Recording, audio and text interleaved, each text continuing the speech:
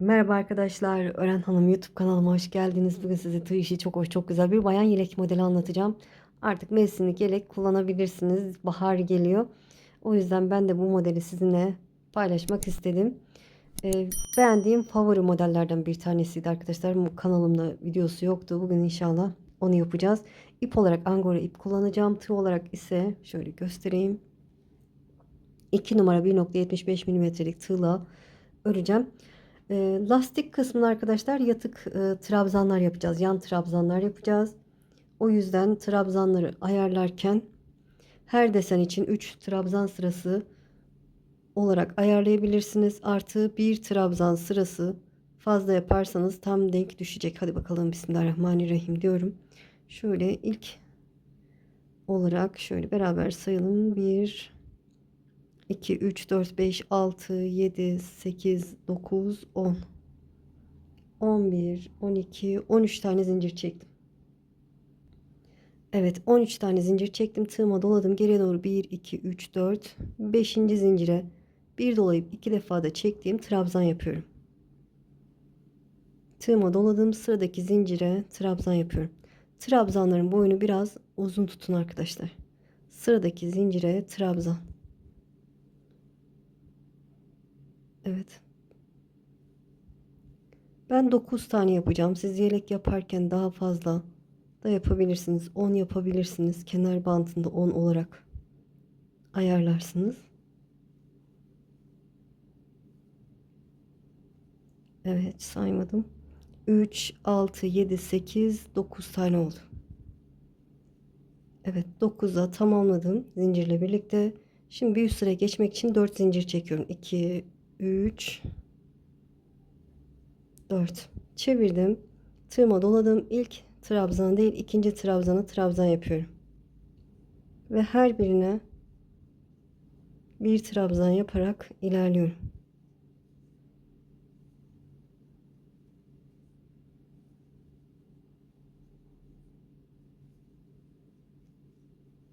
Bu kısmı sık iğne de yapabilirsiniz.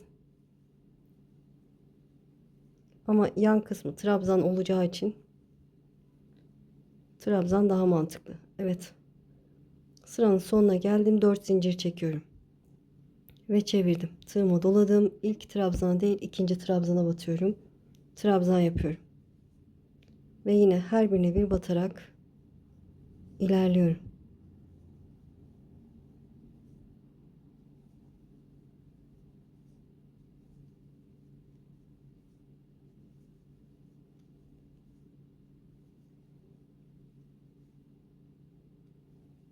Evet, sıranın sonuna geldim. 3 sıra ördük arkadaşlar. Dediğim gibi her desen için 3 sıra gerekecek.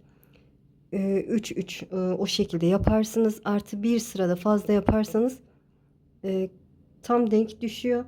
Eğer ki kenar bandı içinde 3 yine 3 tane yaparsınız arkadaşlar. 3 tanesinin üzerine 10 tane trabzan sığıyor sanırım, bir sayayım yine de. Evet, kenar trabzan olarak 3 tanenin üzerine 10 trabzan oluyor. Yani yine 3 ve katları, 3 sıra ve katları artı bir sıra fazla yaparsanız tam denk düşüyor arkadaşlar. Evet, ben sizinle birlikte 6 desen çalışacağım. Siz daha küçük de yapabilirsiniz. 6 desen çalışacağım. 6 desen için 21 sıra 21 sıra olana kadar öreceğim. Sonrasını size göstereceğim. Evet, trabzanlarımı tamamladım arkadaşlar. 21 sıra olana kadar ördüm. Şimdi 1 2 3 4 zincir çekiyorum. Hiç çevirmiyorum. Şöyle bu şekilde üzerine yapmaya başlayacağız. Tığıma doladım. Sıradaki bakın hemen buraya 2 trabzan arasındaki boşluğa girerek bir trabzan yapıyorum. Trabzanın boyunu biraz uzun tutuyorum. Tığıma doladım. Aynı yere bir trabzan daha yapıyorum. Tığıma doladım. Buradaki bakın trabzanı batım yuvasına bir trabzan, 4 oldu gördüğünüz gibi zincirle birlikte tığıma doladım. Kenar trabzanlarını yapıyoruz. Yani kenar bandını. Sıradaki iki bakın zincir ve trabzan arasındaki boşluğa bir iki trabzan, tığıma doladım. Buradaki trabzanın tepesine şu şekilde batarak bir trabzan. Evet, 3, 6, 7 tane oldu. Siz yelek örmek isterseniz şöyle şuraya kadar gelirsiniz. Yani 3 trabzan olarak ayarlarsınız arkadaşlar.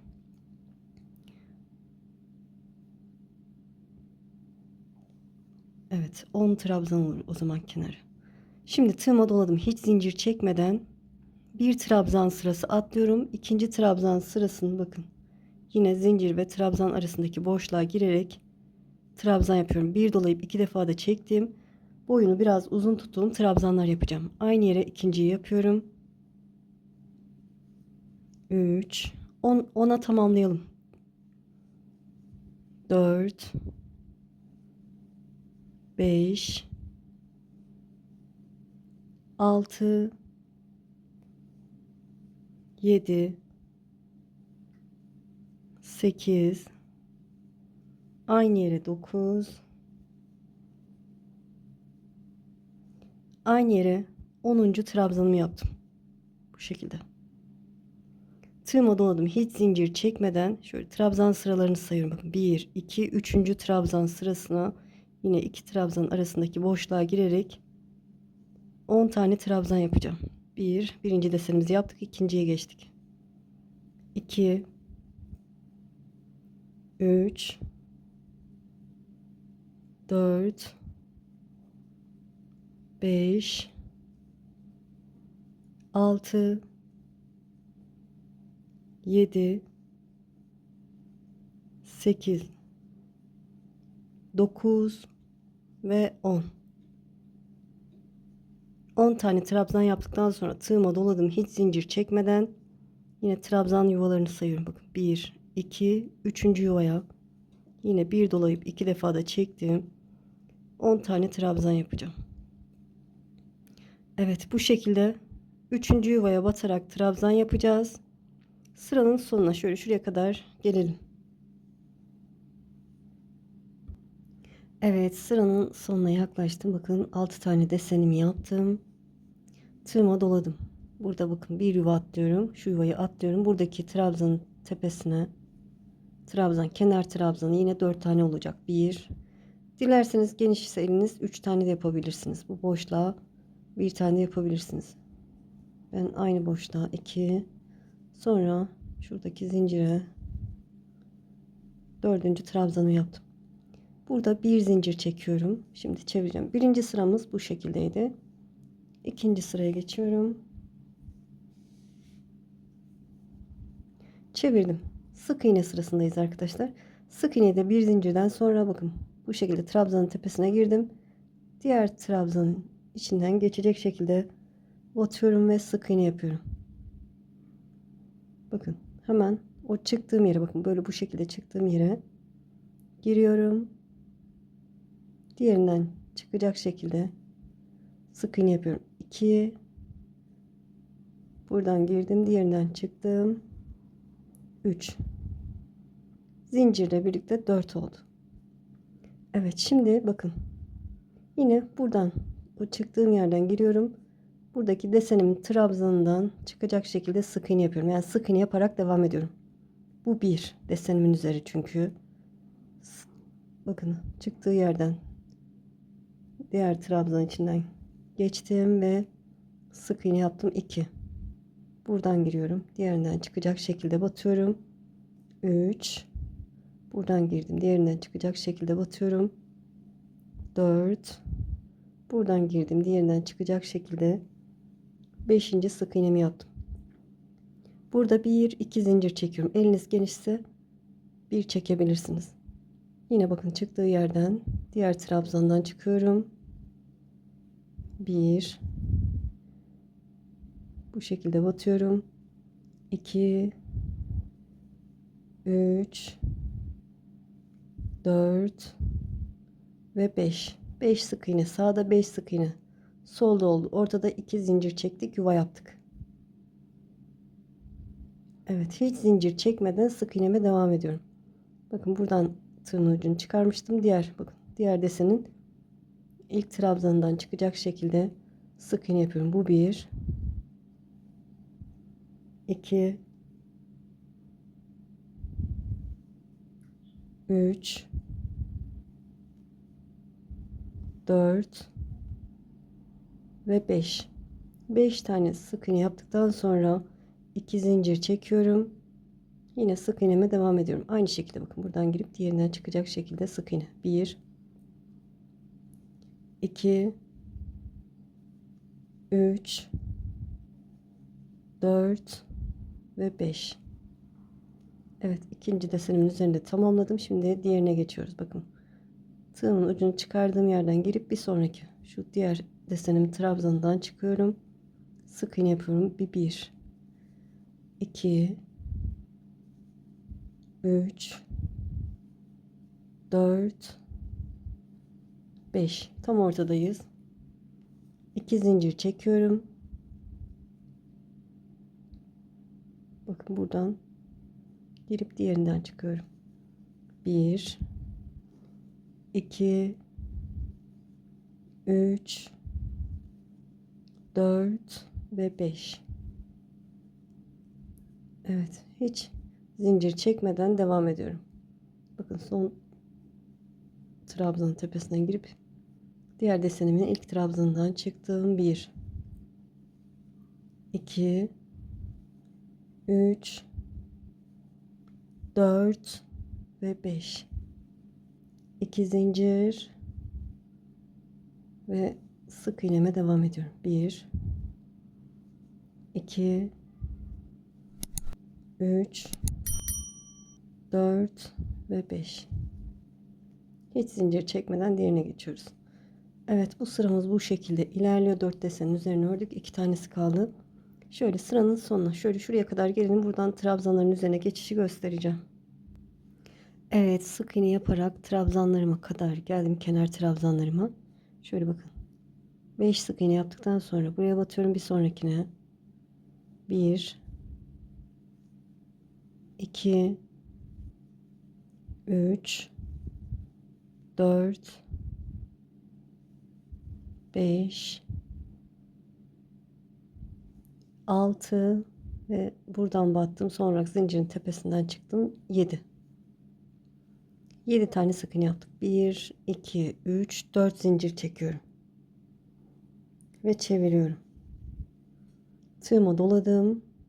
İlk sık iğneyi atlıyorum, ikinciye trabzan yapıyorum. Bir dolayıp iki defa da çektiğim trabzan.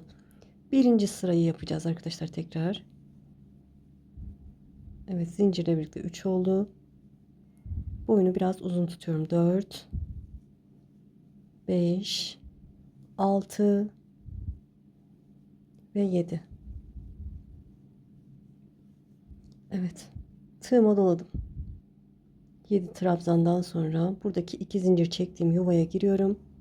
Bir dolayıp iki defa da çektiğim 10 tane trabzan yapıyorum. 2 3 4 5 6 7 8 9 ve 10. Tığıma doladım, hiç zincir çekmeden diğer yuvaya bakın. 2 zincir çektiğim yuvaya 10 tane trabzan. 1 2 3 4 5 6 7 8 9 ve 10. Tığıma doladım, hiç zincir çekmeden sıradaki desenin yuvasını buluyorum. Yine 10 tane trabzan yapıyorum. Evet, modelimiz bu kadar kolay arkadaşlar. Şöyle. Burada birinci sırada ilk sıra olduğu için arkadaşlar trabzanlara battık, ama bundan sonra bu şekilde, bu sıradaki gibi yapacaksınız birinci sırayı. Evet, bu sırayı da tamamlayalım arkadaşlar. Sıranın sonuna kadar gelelim. Evet, sıranın sonuna yaklaştım. Son desenimi yaptım. Tığıma doladım. Şimdi nasıl ayarlayacağız, nereye batacağımızı dilerseniz buradan itibaren sayabilirsiniz buradaki sık iğneleri. 1 2 3 4 5, 6.'ya trabzan yaparsınız. 1 2 tığımdan çıktı. 2 3 sonra köşedeki zincirin tepesine batıyorum ve 4 bir zincir. Evet, birinci sırayı bu şekilde yaparsınız. İkinci sırada da şöyle bir zincirden sonra çevirdim. İlk trabzanın tepesine ve bir sonrakine. Şöyle de batabilirsiniz. Bakın bu şekilde de batabilirsiniz. Böyle. Hani daha belli olur. Bir. Buradan giriyorum. Diğerinden çıkacak şekilde batıyorum. 2 3 ve 4. Bu şekilde 4 tane batmış olursunuz. Daha anlaşılır. Sonra bakın desenimi geçmek için ilk önce buna, sonra desenimin trabzanına giriyorum. Sık iğne yapıyorum. 1 2 3 4 ve 5. 2 zincir çekiyorum. Yine buraya batıyorum ve bir sonraki trabzanın tepesine çıkıyorum. 1 2 3 4 ve 5. Hiç zincir çekmeden bakın aynı yerden girip diğer trabzandan çıkacak şekilde sık iğne yapıyorum. 1 2 3 4 ve 5. 2 zincir. Yine yoluma devam ediyorum aynı şekilde. 1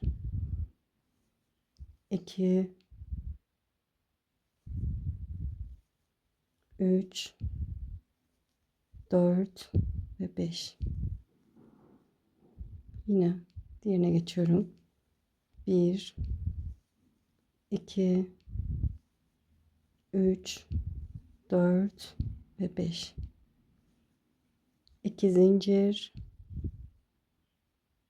Yoluma devam ediyorum. 1 2 3 4 ve 5. Diğerine geçiyoruz. Evet, arka yüzde bu şekilde. Sıranın sonuna gelelim arkadaşlar.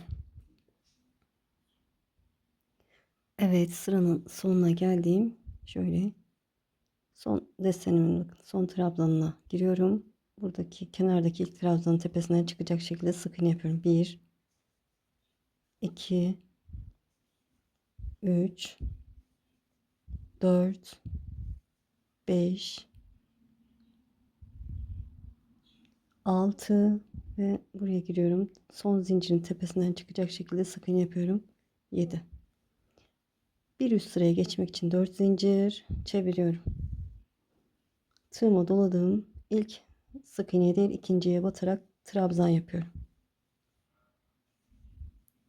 Bir sıra trabzan, bir sıra sık iğne. Bu şekilde ilerliyor modelimiz. Evet, saymadım. 3 6 7. yapıyorum. Zincirle birlikte 7 tane tığıma doladım. Sonra buradaki 2 zincir çektiğimiz yuvaya 10 tane trabzan. Artık bilirsiniz arkadaşlar, bu kadar kolay bir model. Evet, bu şekilde gördüğünüz gibi. Ben biraz modelimi ilerleteyim arkadaşlar. Sonrasını size göstereceğim. Evet, gördüğünüz gibi 6 sıra desen yaptım. Çok hoş, çok güzel oldu. Harika bir model. Hem kolay hem de çabuk ilerliyor arkadaşlar. Sık iğne olduğuna bakmayın. Kolaylıkla yapılıyor. Böyle. İnşallah anlatımdan memnun kaldınız. Beni izleyerek yaptığınız için çok çok teşekkür ederim. Kanalıma abone değilseniz abone olursanız sevinirim. Videolarımı beğenip paylaşırsanız, yorum yaparsanız bana destek olmuş olursunuz. Şimdi değil de ileride örmek istiyorum derseniz kaydet butonuna basın. Daha sonra kaydettiğiniz videolar arasında bulabilirsiniz. Sizi çok seviyorum. Kendinize iyi bakın. Allah'a emanet olun. Hoşça kalın.